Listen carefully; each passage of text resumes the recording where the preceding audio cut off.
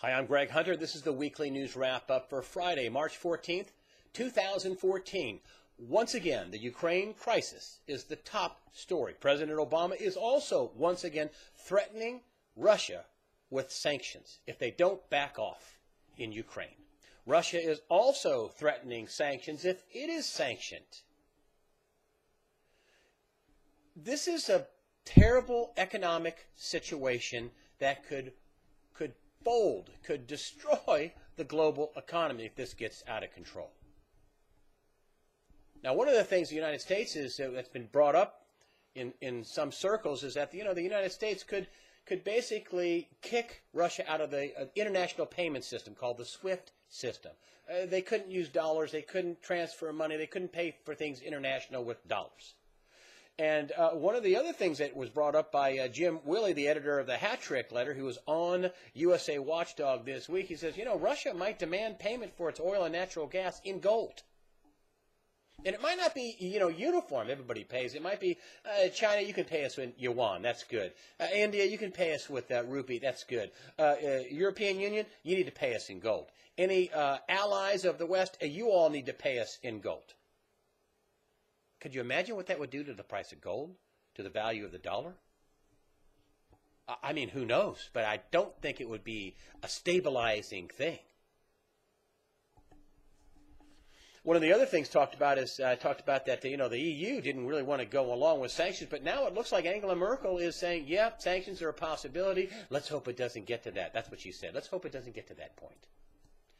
Yeah, let's hope it doesn't get to that point. But I don't see any of these sides backing down. Meanwhile, John Kerry has, given Russia a Monday deadline. You either back off or else. Now, what happens this weekend is that there is a referendum on Crimea joining the Russian Federation. They had the Crimean Parliament say that we'd like to be have closer ties to Russia and be folded into the Federation, and that wasn't good enough. And now there's a referendum. All the people are going to vote. Well, all the people there, the overwhelming majority of people there are Russian. They speak Russian. Reports are that that this referendum will pass by a landslide, 80-90%. That they'll pass to be affiliated with Russia and the Russian Federation. Now, the U.S. is already saying, Ukraine officials, the interim prime minister there is saying that, well, it's not going to be legal. We're not going to recognize it. Same thing with the U.S. It's illegal. We're not going to recognize it. Wow. Well, if this passes with an overwhelming majority, how do we stand up to the world and say, we want countries to have self-determination?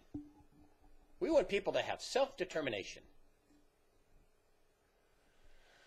The Ukrainian interim president is a guy by the name of Yatsenyuk, and he says that that we are going to fight for our sovereignty and we'll never surrender. Well, they may have to fight. I mean, Russia already had 25,000 troops in Crimea, and now reports are the Russian army is amassing on the border of Ukraine. Not only could this be a financial disaster, this could be a disaster that involves nuclear weapons.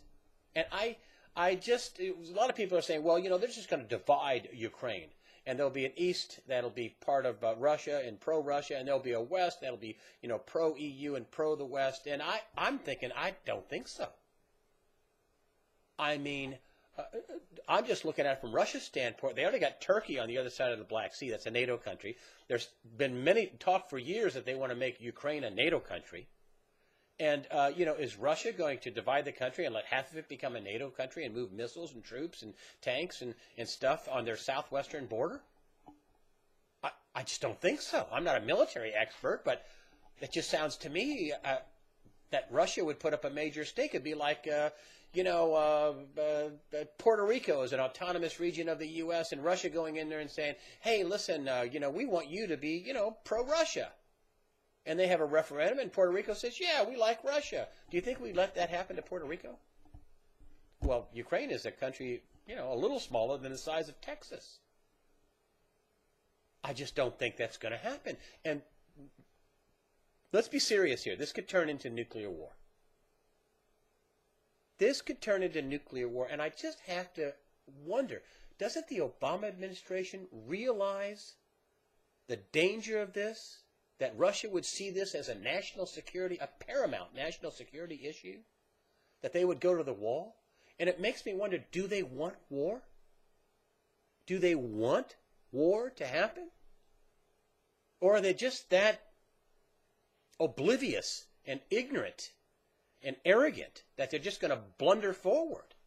Either way, war could happen, it would be bloody, and it could turn nuclear.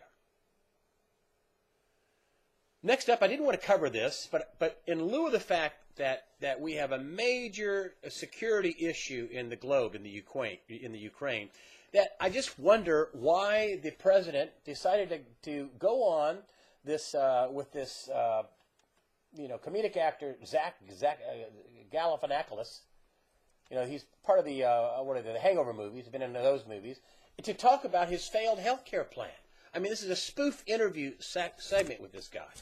He's a nice enough guy. I'm not dogging it, but I just wonder who is advising the president to, while we're having this major crisis in Ukraine that might, implode the global economy, and it might also cause a nuclear war, that he's going on to pitch his failed health care plan in a spoof interview. How does he look to the rest of the world? Meanwhile, this happened in the same week. This is the same newspaper, a different day, USA Today. This is the headline here on Thursday: back off Ukraine or pay price, Obama warns Putin. Back off Ukraine or pay price, Obama warns Putin. But yet he's doing this spoof interview with some comedic actor about his health care plan that is a disaster. Who is advising the president here? They should fire him or her. I mean, this hurts American credibility. It could hurt the value of our currency. It could hurt our prestige, around the world, particularly when we're making threats for sanctions. And the veiled behind-the-scene threat, even though it wasn't officially made, there's a threat of war here. Let's be serious.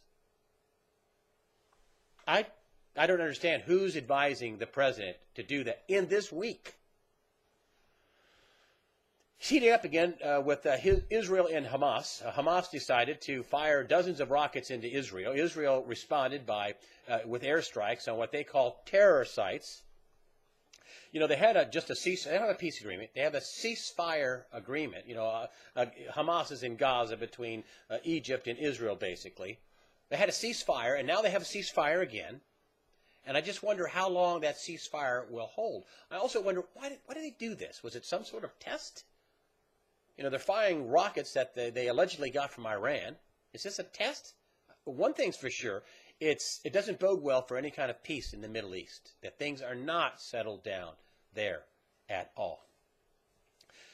The other thing that I wanted to bring up, with all this talk of wars and rumors of wars and this bad economic news, is there any wonder why the stock market sold off 230 points on Thursday? Any wonder why that people are getting nervous? I mean, not only have we had not just one piece of negative news on the, retail sales down, and my sources say by almost double digits, there's bad unemployment numbers, there's bad, housing numbers, there's, now that one of the latest things that happened this week, inventory build, particularly in autos, inventory build, autos. The cars are stacking up on the lots. Meanwhile, sales are plunging. The worst plunge in sales for automobiles in something like 5 years.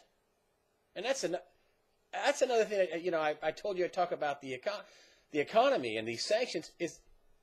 Is there anyone not telling the White House, hey, we really don't have a recovery? Threatening these sanctions, that can implode our economy. I mean, don't believe all these numbers. We really have a much higher unemployment rate. We really have a much higher inflation rate. Speaking of inflation, it's bad when the mainstream media starts talking about rising prices. They're not saying, oh, well, it's only a 2% rise like the Fed says. They're talking about rising prices. And Gregory Mannarino says, about this, first of all, about the stock market crisis at traderschoice.net. He says, I think it's rolling over. Look out below. He thinks that this is all bad news, that prices are rising, that the stock market is sinking, and that it will continue to sink, that this is the big one, that you've seen the highs. That's what Greg Manarino says, traderschoice.net. He also says about the inflation issue, he says, forget about that. Yes, we see inflation, but what the problem is deflation of the dollar. The dollar's losing value. And he says it's going to continue to lose value, which means we're going to continue to see greater inflation. And he doesn't see a turnaround in the stock market anytime soon. He thinks this is it.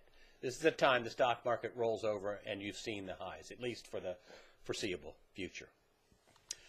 Next up, I wanted to talk about this right here, which I find kind of odd. I mean, the CIA spying on the Senate, says, Senator Dianne Feinstein. And to that I say, well, good. Now you finally know how the rest of us Americans feel. You don't like being spied on. We don't like being spied on.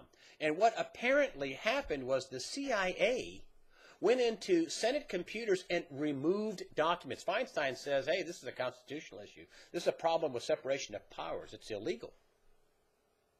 The CIA says, well, you didn't have any right for those documents. What? The Oversight Committee, the Intelligence Oversight Committee, the people overseeing the intelligence community, like the CIA, they don't have a right for documents to oversee them? Really? Darrell Issa, the congressman in the House of Representatives, says this incident here borders on treason. This is treason. He said it. It's treason.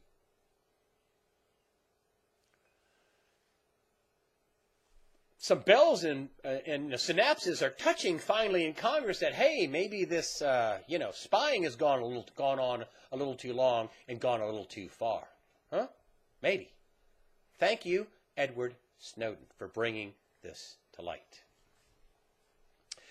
Finally, I wanted to bring up this right here, and I wanted to bring this up because I know a little bit about this area. GOP wins Florida special election. They won a special election in Florida. There was an empty seat. They had an election, and the Republican, his name is Jolly, he won. He won even though he was outspent 2-1 by the Democrats. I've been telling you that this government shutdown deal is not an issue. The raising of the minimum wage is not really going to be an issue. The issue I've been saying this for a month, is going to be Obamacare because it hits people where they live. And it was a grand lie by an entire party. They lied as a party. I'm not going to go through all the lies again. They got together. They lied as a party. It wasn't going to be cheaper. You couldn't keep your doctor. It's going to be way more expensive for about 85% of the people. And that's what this election hinged on. Now, let me tell you why this is so important. I used to live in this county. This county where this district is Pinellas County. And Pinellas County is part of the Tampa Bay area. The other big county is Hillsborough County. And this is a special place in America. Why? Because it's a test market. When I lived there, I figured, what does that mean? Well, it means all kinds of soft drinks, even restaurants. They'll open a restaurant chain. They're going to have a big chain. One of the places they look to open is Tampa. Or if they're going to have a new soft drink or a new this or a new that, a new product, they'll test market it in Tampa. Why? In the Tampa Bay area. Why? Because it's a microcosm of America. It's very diverse. There's a little bit of everything there. There's old people, there's young people, there's Asian people, there's black people, white people, gay people, straight people, every person, Hispanic people, almost everybody is represented in this area. It's a very unique area. So thus, companies will come there. If they're going to open a restaurant or have a new product, they'll come there and test market it. It's a microcosm of America. I think you know where I'm getting to. I think I know what I'm getting to. So if this was a microcosm of America, and the Democrats spent twice as much as the Republican candidate, how do you think voters might vote come November? The Democrats are going to get blistered. In the state I live in, Senator Kay Hagan, back when she had a 17-point lead, I said, hey, she's toast. She's gone. She's going to be voted out of office. And even Chris Matthews, the ultra left-wing liberal talk show host, admitted this week that the Democrats are going to lose the Senate. I'll tell you something else that may happen. That may happen. They may put a repeal Obamacare bill through. I mean, after all, the president has repealed most of it, at least put it off. I mean, the employer mandates, all these exemptions to companies, now the individual mandate, there's a way to get out of it by filling out a form. They're not going to tax, people who don't sign up. The rollout was a disaster. I mean, it's mostly been kind of gutted anyway by the administration. But let me tell you how this might go. Republicans win control of the Senate. A repeal bill starts in the House. It goes to the Senate. It goes onto the president's desk. He vetoes it. The Republicans get with the Democrats in the Senate and say, and the House, and say, do you guys even want to have a prayer to get elected in 2016? Do you even have a prayer? A third of the Senate and all of the House is up for election in every year. A third of the Senate and the House, and all the House is up for election. They're going to look at them and say, do you want to have a prayer to ever get elected again? I mean, you're ruining people's lives here. Let's override this veto. And do you know, I think a lot of Democrats would jump ship and do it to save their skins. Thank you for joining us today on USAWatchdog.com for the weekly news wrap-up. That's the way I see it. Go out and have a nice weekend.